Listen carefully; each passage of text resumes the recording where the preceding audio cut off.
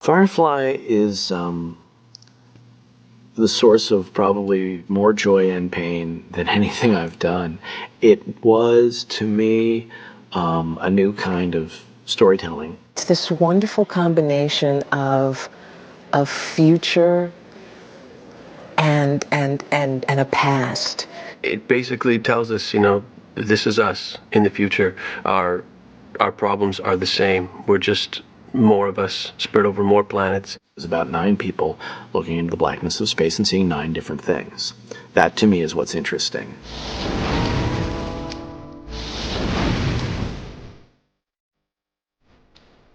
Maybe come up. Action!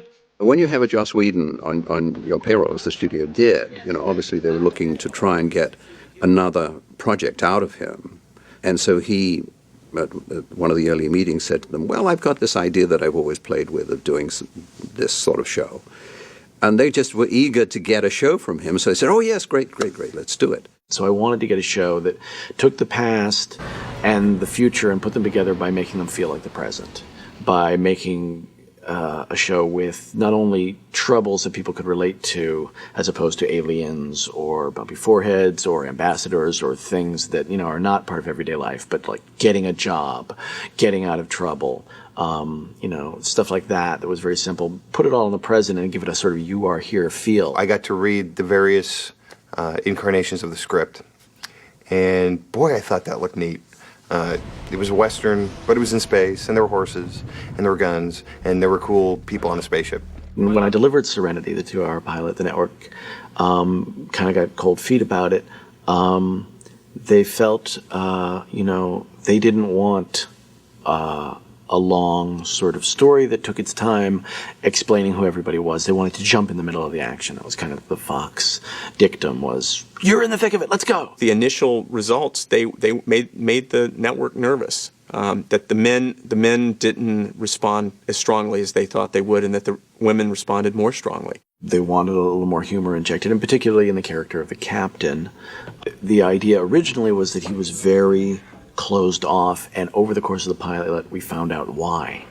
And then over the course of the series we saw him, we saw he was a decent man, and we got to see him warm up. And they said, wow, we only have a certain amount of time to hook the viewers into a new property. We need to do it more quickly. They wanted to get in with some action, get in with some jokes, and come in right in the middle of an adventure. But I had 9 characters with, very involved stories and a world nobody had seen before that was culled from all different cultures. So there was just a huge amount of visual and oral and character information for people to absorb in an hour. Rather than not making the show, we, of course, tried to work with them on that score. Tim and Joss were very eager to certainly please our partners because they're financing the show.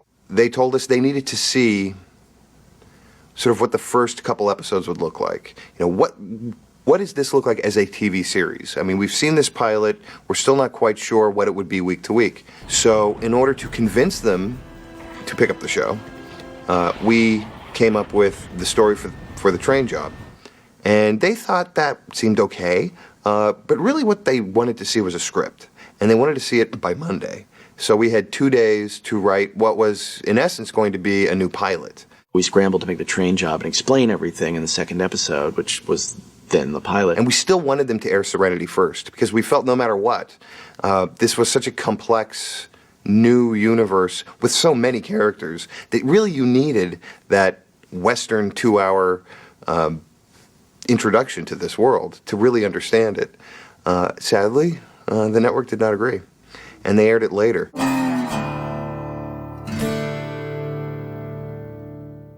A lot of the pressure of being a show that might be canceled at any moment really helps you. It doesn't help your digestion. It doesn't help your marriage. But what it does help is your storytelling, because you go back and you say, what is the most important thing I need to feel? What is the most primal story? What is the thing that is going to show how great this crew is? How funny they are, how brave, how disjointed, whatever it is you need. What do I need? Get primal. They would break a story and, come run to the set and be like, oh, this is going to happen, that's going to happen. And it was just these incredible, Joss and Tim, sort of their minds are just, always going, and then we'd get the scripts, and it was just, I mean, they were like gold. We wouldn't get the first drafts. We'd only get the shooting draft, which is good. It protected us from whining, I guess, and saying, I like that other line. It was nice. I wanted to say that in Chinese. Joss had a really specific vision in his head of sort of what happened between now and when Firefly is set. And the notion that sort of the only two superpowers that survived were the United States and China. The idea was your most basic white trash person can speak Chinese. You're the person, with no education who, was the last person you'd expect, speaks Chinese off the bat. And it just gives it a lovely kind of lived-in texture. As far as the Chinese goes, I resented it. They just randomly come into my head like Wang Yi, Yiddish. It wasn't easy at all. Chinese is not exactly, French is easier than Chinese. If it was French, it would be fine, but it was a little difficult, yeah. I like to think we educated the world by teaching them a little bit of Mandarin.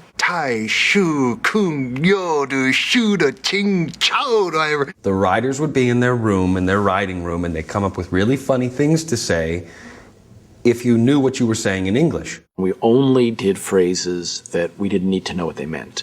Like if he shouts, this way, we know he's saying, shut up. And if he goes, blah, blah, blah, blah, blah, blah, blah, blah, blah, blah, blah, blah, we know he's going, oh my God, I'm very surprised. He wouldn't put one-word expletives that you then switch to Chinese, like man, and, was, and then explain, it was these long, and I don't speak Chinese, and I have even trouble ordering at Chinese restaurants. Every episode, I was making several phone calls to a group of people, and it was always a back and forth.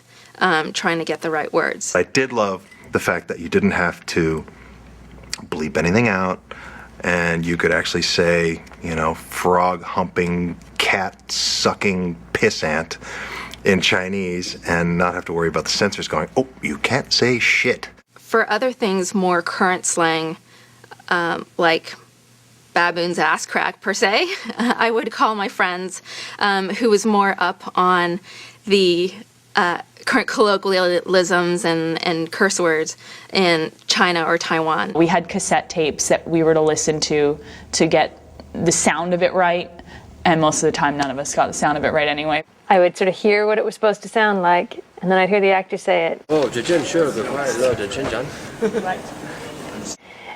And I bet there are a lot of people in China going, what the hell are they saying? We wanted a multi-racial sort of mix of people because our statement was in the future, there's two superpowers and everybody's mixed. That's why the way people dress are mixed, and he wanted to have that reflected in these people coming together. My very original concept was a little smaller. I had like 5 characters. And then when I sort of said, okay, Millennium Falcon, yes, Stagecoach, better, I realized, I'm going to be living on this boat. And a lesson I learned from Angel is you really need an ensemble, and especially because I thought of this as more of a drama than an action drama when I first conceived it. When I actually got down to making it, I decided to go from 5 to 9. When each one of those characters plays ultimately a very important role in the show, it really was incumbent upon Joss and the casting team to find some great actors, and I think we did. What I said to Joss in our first meeting was, I'm so not this guy. He's tortured, he's bitter, he's hollow, he has no hope, there's nothing lively and wonderful exploding within this man. I kept telling him, I'm not this guy. I'm really not this tortured soul. Ultimately, 8 of the 9 original cast members stuck. The one that didn't being Rebecca Gayheart, who was the last role cast, the part of Inara. Ultimately, it didn't work out for either one of us, and that led us to discover Morena. I go in and audition, and basically just stick around for a couple hours, meet Joss, hang out, find out I'm testing the next day, and then start work the day after that. It was so fast, and it was mind-blowing. I remember going down from my network test into the set where everybody was shooting and being like, great, this is where you're working now.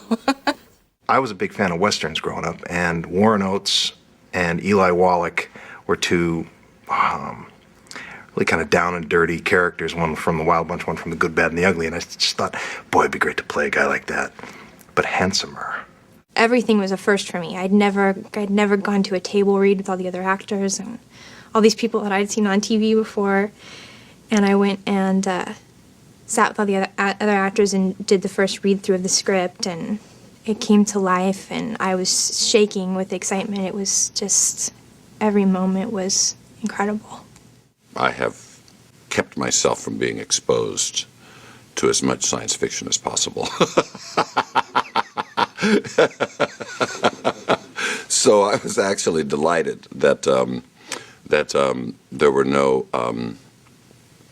prosthetics. The script came in, I heard Joss Whedon was behind it, got excited, read it, got even more excited, and heard that if I were to get the part, I would have to gain 20 pounds. He wanted Kaylee to look like a woman. He didn't want any sort of anorexic looking, young actress type girl that everybody's so used to seeing on TV. He wanted somebody that looked like they enjoyed a cheeseburger once in a while and really embellished in life.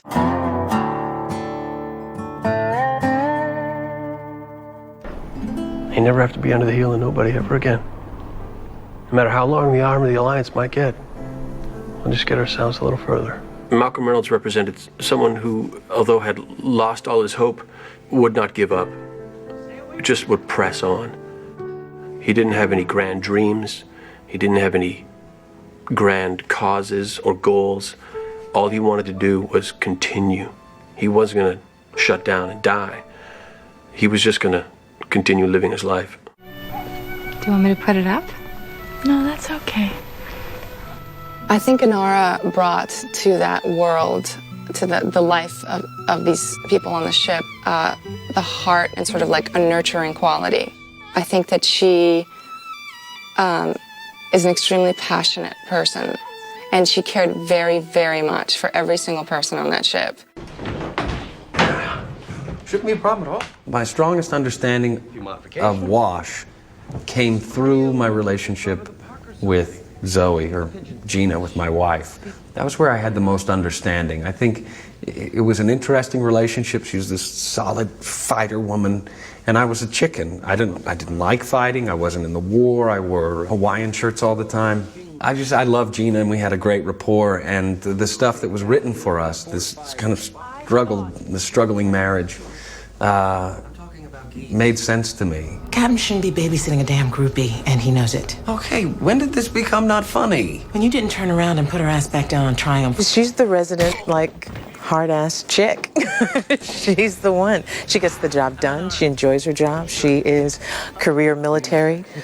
She has no problem with killing people if it's right. And because she is career military, I mean, you really won't hear her argue with or oppose Mal too often unless she really thinks there's something wrong. Where do you think you're going? Zoe's been badly hurt. I need my medical supplies. Simon had a lot technically to do on the show in terms of, wounds and bullet holes and, lots of fun-filled infirmary, bloody stuff. She's the wayward child of the group. She understands. She doesn't comprehend. And I think that she's a purpose for them, too. They had to make decisions that they wouldn't normally make on her behalf, having to try to help her, save her. There's no beacon. Which means it's likely no one's looking to find her. All the more reason for us to do the right thing. I think Book was kind of the conscience of the ship. In any kind of situation, he could be inserted as the conscience, both from his own point of view and also from the perspective of being able to require other people to be aware of dealing with where their consciences were coming from. Care to make the first incision, Dr. Tan? Happy birthday, son. Kaylee brings the sense of family.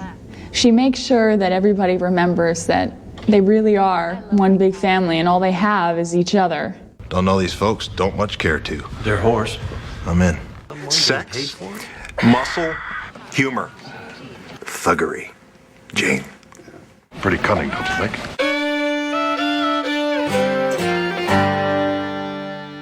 When you look at the pilot that Joss created, it's not what you expect in what might be thought of as a space opera. Everything's handheld. Virtually everything's handheld. There are zooms, like in a 70s Western. There are actually zooms in a shot. And nowadays, people don't use zooms so much as sort of dolly moves or, I mean, zooms are considered to be somewhat cheesy. And that cheese aspect actually really added, I think, to the look of the show. If you got a flare, if you bumped into something sometimes, if you misframed, they almost liked it better. And a lot of times it was, don't hold a perfect frame. Be a little bit off. Make it a little different. All of a sudden you find something that you weren't expecting and continue shooting.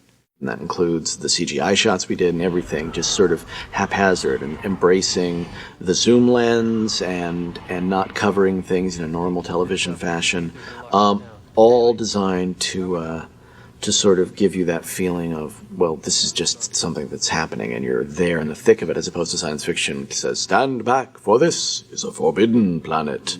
I didn't want to be stately at all. I really just wanted to have that immediacy. We got very excited because we wanted to bring that into the photography of, live action spaceships. We wanted to have handheld camera, whip pans, lens flares, rack focuses, and zooms, all of which have been complete taboos in visual effects. They're things that you don't do because you can't repair them. We as a group said, okay, there's certain risks that we're going to be taking here, and some techniques are going to work, some are not, and whatever happens, and we're just going to have to compensate and make it work.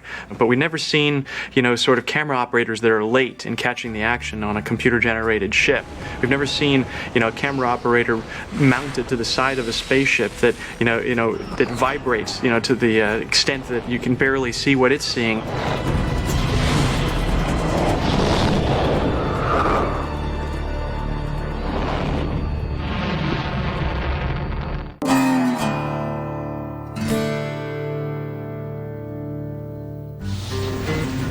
my love, take my land, take me where I cannot stand. I have friends that still sing the theme song. The theme song just gets under your skin, and I love it. That song, every word in it is very deliberate, and it tells the story of exactly who Mal is from the get-go. We had Greg Abramson on the show, and he got more than anybody, and it's a hard thing to get, the idea of using a kind of Western vernacular and then mixing it with world music, and a Chinese influence as well, and at the same time servicing a normal TV score, so that here's the sad moment, here's the happy moment, without being intrusive. And there are things he did for that show that went way beyond just telling the story or expressing the mood of a certain scene. He went way beyond that. He was really telling a story too. And he expressed things in Firefly that couldn't have been expressed any other way. And there was always emotion there, even in the goofy stuff, and there were many funny moments, and there were many poignant moments, and there were many just dark moments. But I always tried to write from the emotion rather than from the character. That man more than once brought tears to my eyes. I would watch an episode to enjoy it and to really just watch it and have a good time, and then I'd go back immediately and I'd watch it again just for the music, just for particular scenes where the music really touched me. We use instruments you never ever use, because I believe Joss saw this as a post-apocalyptic world where cultures were thrown together in this giant melting pot. Therefore, anything that you could use somehow was justified. Chinese music could be mixed in with, Eastern European music mixed in with orchestral music. And I remember he called me for the last piece of score on The Message.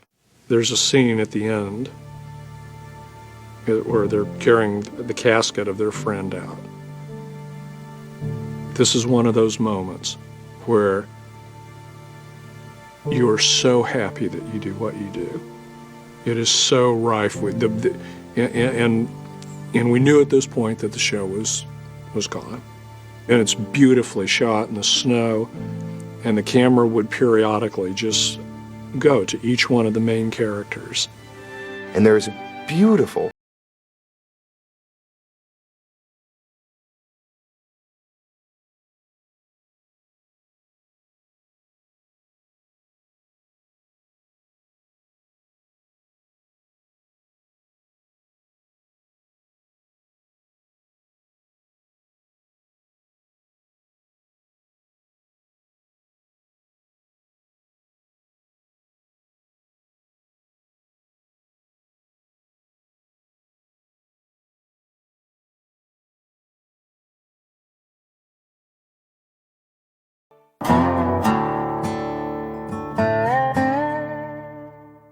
I had people who say, I've been in this business for 15 years, I've never had this much fun.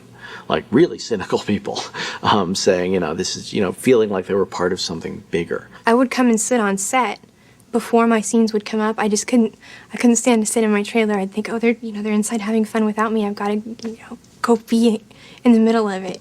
It was a very sarcastic set. If somebody was correcting you to say, don't turn so far into the camera on this shot because you're getting into the light of this other actor.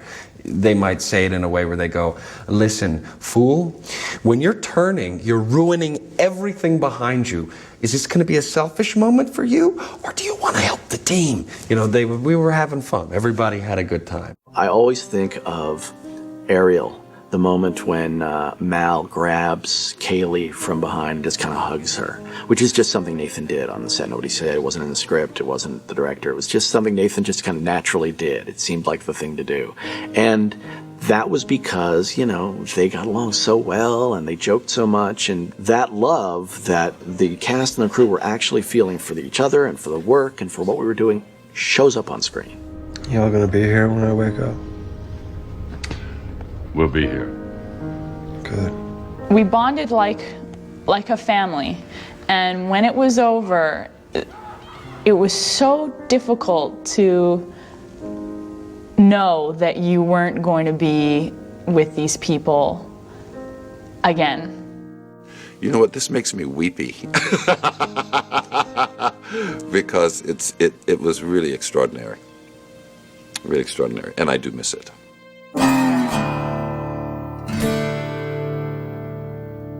The cross-section of and intelligence of people who are fans of Firefly have just really broadened my horizons. I hate to give them that much credit, but it's true. The people who are seeing this understand it. And, there's nothing more important. There's only one reason to make art, and that's it. They really kept us going for a long time. And the fact that there are people still out there who are having Firefly parties and stuff, that's so amazing. That's so humbling to think about. And we were really very, very appreciative of it. It's flattering, and it's humbling, and it should happen to me more often. What the fan reaction did was really keep us on our feet. When, it was a very difficult year. Obviously, this is not a complete season of television we're talking about. And that means the C word, as in cancel. And the fan base understood that very early on, that we were in trouble and needed their help. They got together, they wrote letters, they were very passionate about saving the show and watching the show. They sent postcards to Fox. They sent postcards to the sponsors. They took out a full-page ad thanking Fox and thanking the advertisers for supporting Firefly, and did it in an incredibly organized fashion. They raised thousands of dollars for that. They also have raised thousands of dollars for several charities in the name of Firefly. To know that the fans were becoming as obsessive about the show as we were that quickly was really just gratifying, and it's easy to discount something like that, but in our situation it wasn't, because if we had gone on the boards and found a sort of lackluster response, or even just, well, oh, that's very nice, at some point we would have given up. We would have stopped fighting.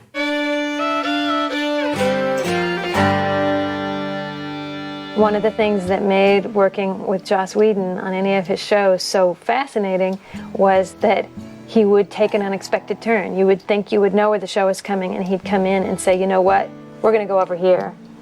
And I know he would have done that on Firefly, and it would have ended up in places that none of us, including him, could have anticipated. Simon would have finally kissed Kaylee, I think. Long time coming. Joss's plan for if the show had continued involved a lot more sort of uncovering of the Blue Sun Corporation, which are the people who are sort of the big corporate entity / government presence in this future world. And they're the ones that were sort of engineering this psychic program that River was abducted into. What would have happened with Mal and Inara? I mean, who knew? Could they ever have gotten together? The answers to all of Adam's questions about books past would have been very fun and interesting to uncover. The marriage of Wash and Zoe would probably have maybe gotten into trouble, maybe gotten out of trouble. Something I was really looking forward to seeing was what role River played in this far grander scheme that brought all of this trouble to this little crew just trying to do their own thing. To see what world they would have ended up in, I think that they would have eventually figured out that where they were on that ship together was as good as any home.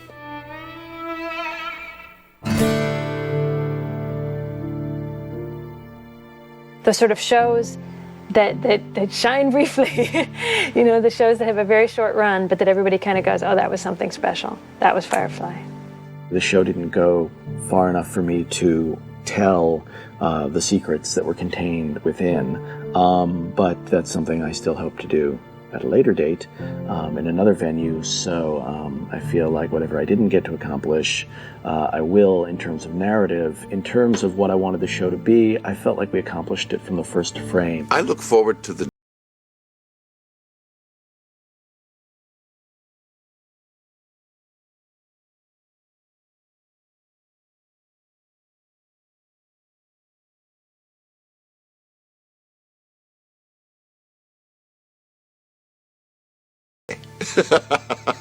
There was something that Adam Baldwin actually said on the last day when we were wrapping everything out.